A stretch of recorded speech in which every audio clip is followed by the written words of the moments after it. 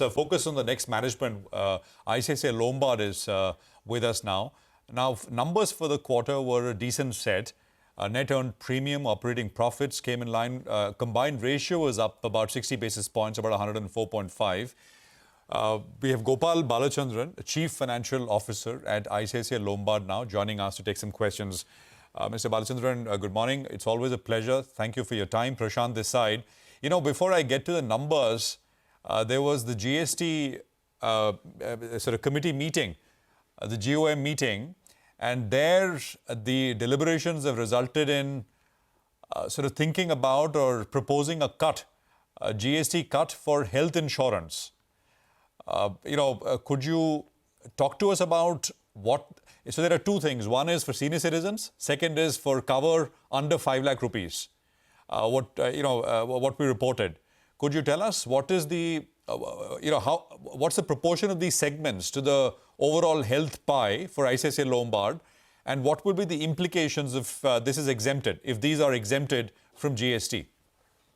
So, Prashant, good morning to you and to all your viewers as well.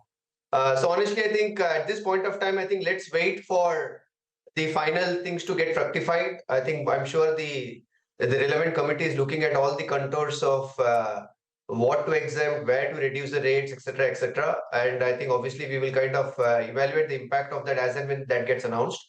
But having said that, I think where all of this conversion is largely discussions are largely coming from is the fact that I think when you look at it in the context of health, I think the potential for growth is significantly long term. And therefore, in that context is where I think equally there's a thought process to kind of make sure that the buying of the insurance process also becomes largely affordable insofar as policyholders' interests are concerned. I think that is where pretty much large part of this conversations is coming from. So honestly, at this point of time, let's wait for the final announcements to happen, and then maybe we will be able to come back and specifically talk about what does it do from an overall market perspective, and let's say even within that, let's say so far as ICICI Lombard is concerned. Mr. Balachandran, we're just sort of discussing theoretically speaking, so we're not going to hold you to anything. Of course, it's for the government to decide and they will decide. But since we have you right after this weekend announcement, so it's very much on the anvil. Exactly what we'll know. But I'm just trying to understand, you must have already, you must have it offhand. If it's senior citizens under 5 lakhs, what proportion of the business is from those segments, sir? Yeah, so to be honest, Prashant, as I said, at this point of time, we haven't kind of done specific impact assessment because honestly, we will wait for some of those announcements to actually get fructified. And then I think we will obviously be able to come back. I think what I can tell you for sure is if you look at in general, I think the thought process from a customer standpoint is to significantly look at possibly increasing the extent of coverage that an individual or their family or let's say even a corporate that wants to take a cover for their employees are concerned. Got it. So in general, we're seeing an increase in the coverages that one is still looking at. No reduction in premium? So honestly, as I said, insofar as if there's a reduction in rate, then to that extent, as I said, it kind of largely becomes affordable at the hands of the policyholder. And therefore, to that extent, what does it translate into any impact? Because at the end of the day, whatever tax that we collect on the GST is effectively that we end up remitting to the government. So hence, to that extent, which is where I said, we will obviously wait for the final announcements to happen, and then we will be able to come back and tell you what the impact could be, if at all, for the market and for ICICI Lombard. Absolutely. And of course, policy holders will absolutely love any sign of reduction in premiums for sure.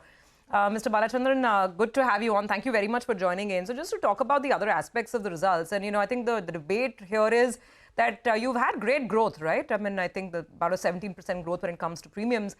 But there is also a little bit of an increase in underwriting losses. The combined ratio has gone up. So just contrast this for us. Why the rise in underwriting losses?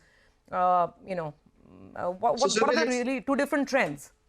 Yeah, so that's a great question to ask. I think, so again, if you look at from a thought process standpoint, I think from an ICICI Lombard standpoint, I think you would have always heard us talking about profitable growth as a theme. And therefore, to that extent, I think we stay committed to that in terms of whatever growth that we are driving across the preferred lines of businesses. But if we look at the inherent nature in the way how accounting of revenues and accounting of cost takes place, you will always find in periods of uptick in growth, a relatively higher outcome when it comes to an absolute underwriting outcome. The reason being, whatever premiums that we kind of underwrite, that gets earned over the contract period. Let's say if the policy is for 1 year, then the revenues will be earned over a 1 year period. However, any costs that we incur with respect to sourcing those policies, they get expensed out immediately in the period in which it is being incurred. So to that extent, there will always be an element of an underwriting adverse outcome if you were to look at the time of writing the risk.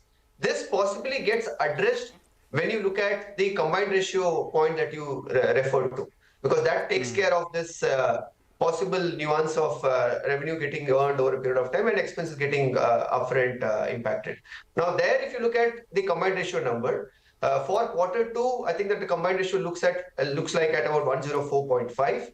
But again, as we kind of explained also on the earnings call, this quarter specifically, we did see a lot many more instances of floods happening. I mean, there were floods pretty much all across, whether it's Gujarat, whether it's Telangana, whether it is North India, etc., etc. And that's the reason every time we also carve out and separately put out the impact of our results, excluding the impact of these flood events. And there, if you would have looked at again, this 104.5 will translate to about 102.6%. And this 102.6, if you were to look at on a like-to-like basis of quarter two of last year, again excluding flood impact, that number was about 102.8. So actually, we actually seen a small positive improvement insofar as our combined of from 102.8 to 102.6. And what we've also been telling the street is to kind of, we stick to our thought process that we have, which is to get to an exit combined of 101.5 by the end of this year. All right. Hi, Mr. Balachandran. Good morning and good to see you. And, one part of the street will say, why do we have to make these adjustments? And hopefully in the coming quarters, there are none of these adjustments that they'll see. So for the first half of the year, you have done close to 9,500 crores of premium collected. Last year, you did ballpark close to around 17,000 crores. Going by the first half performance for the year, should we look at premium collected at around close to around 20,000 crores with combined ratio at 101.5%? So, Naishal, it's a good morning to you and so to your point in terms of the combined ratios, I think you're absolutely right. I think what we do pencil in at any point of time is obviously a stated number of catastrophic events that one would kind of possibly see happening through the year. But unfortunately, if you look at in terms of what's happening on ground in terms of possible impact of climate change, there seems to be a lot many more unprecedented instances of floods happening across the country. And that's something that we would have to obviously wait and watch in terms of how that plays out for the market. And therefore, to that extent, in terms of what it does for ICICI Lombard. But from our standpoint, I think we obviously want to give that impact separately called out. But what we will hold ourselves is obviously to drive the combined ratio at a company level. In response to your first point.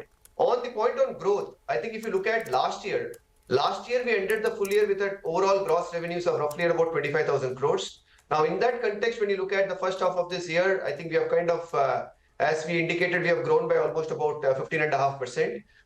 With a combined of on a half-yearly basis of about 103% thereabout. At least insofar as the road ahead is concerned, I think we believe, and this is something that I talked about even at the end of quarter one earnings call, which is relative to wherever the industry would kind of end at, we would obviously want to see ourselves with a delta at an aggregate level of at least about 100 to 200 basis points, assuming the market remains sensible in terms of pricing and discipline. And that's where we stand committed. And that's also, which is the reason why I said, from an overall growth standpoint, we could expect the industry anywhere between early double digits to early high teens. In that context, we would obviously want to see 100 to 200 basis points growth over that and exit quarter four combined ratios at 101.5%.